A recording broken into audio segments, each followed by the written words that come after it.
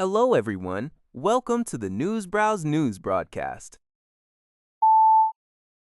Russian President Vladimir Putin stated in an interview with state-run television that Russia agreed to a compromise proposal regarding Ukraine, which was put forward by the United States during a summit in Alaska last August. While Putin did not disclose the details of the compromise, he confirmed that Russia's response at the time was, "Yes, we agree." In the interview, Putin dismissed the idea that U.S. President Donald Trump had been persuaded by European leaders to shift his stance in favor of Ukraine, describing Trump as an experienced politician. Putin also expressed readiness to continue negotiations and said he expects Trump's special envoy to visit Russia. Observers suggest these remarks are aimed at drawing Trump closer to Moscow's position as Ukraine intensifies its military offensive. However, a Russian diplomatic source told NHK that the Kremlin is increasingly distrustful of Trump. The source noted that some Russian officials have become highly skeptical of Washington's potential role as a mediator in the conflict. According to a report by Lianhua Zhaobao, an armed conflict broke out in the western Iranian border city of Pave on the morning of Tuesday, June 30. The clash involved Iranian security forces and a separatist group, which Iranian authorities referred to as terrorists. During the intense exchange of fire, several members of the separatist group were killed by Iranian security forces. However, the confrontation also resulted in the deaths of two members of the Islamic Revolutionary Guard Corps, IRGC. Iran's Noor news agency, as cited by Xinhua, reported that the security forces encountered the separatist group in the early hours of the morning in the border region. The area has historically seen sporadic clashes between Iranian forces and various armed opposition or separatist groups. Local authorities have reaffirmed their commitment to maintaining security along the nation's borders following the incident.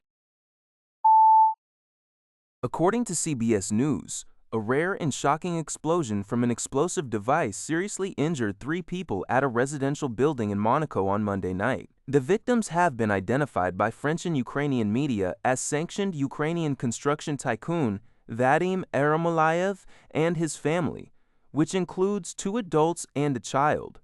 The blast occurred around 9 p.m. near the French border, and the victims were subsequently rushed to hospitals in France for treatment. Following the attack, the suspect fled on foot across the border into France and was captured on surveillance cameras in both Monaco and the neighboring French town of Beausoleil. Prince Albert II of Monaco condemned the bombing as an odious act and mobilized national security services. French national police are actively assisting Monaco authorities in a binational manhunt to locate the suspect, whose motive remains under investigation. Iermolaiev was notably targeted by Ukrainian sanctions in 2023 due to his alleged ties with Russia following the 2022 invasion. Samsung Electronics' largest labor union has reaffirmed its support for Chairman Choi Soong-ho following a confidence vote, according to Yonhap news agency. The ballot was held after internal backlash regarding a recently concluded wage agreement with management. The motion saw a 70.8% voter turnout, with 87.5% of participants voting in favor of the chairman. The wage deal reached in May includes a performance-based bonus system for the semiconductor division payable in company stock over 10 years, which critics argue favors chip sector employees over others.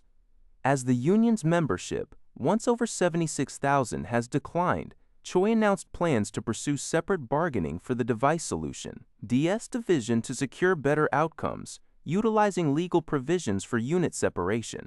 If separation is not permitted, the union intends to advocate for the DS division through independent negotiations within the industrial union structure.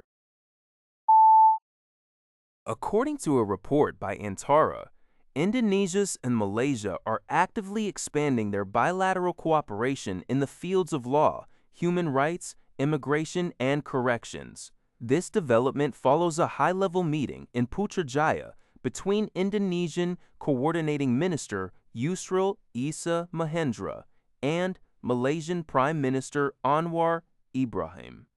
During the discussions, both nations emphasized their shared history and brotherly ties as a strong foundation to address cross-border legal challenges and prioritize citizen protection.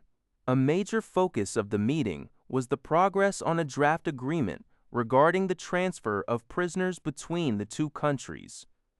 However, negotiations faced a key point of contention. The Malaysian government requested that any pardon, sentence remission, or amnesty granted to repatriated Indonesian prisoners first require approval from Malaysia. Indonesia firmly rejected this proposal, with Minister Mahendra asserting that clemency decisions for repatriated citizens must fall entirely under the sovereign authority of their home government. Despite this hurdle, Indonesia remains proactive in resolving the agreement to facilitate the repatriation of its citizens currently serving prison sentences abroad. That's all for this video. Thank you for watching. See you in the next video.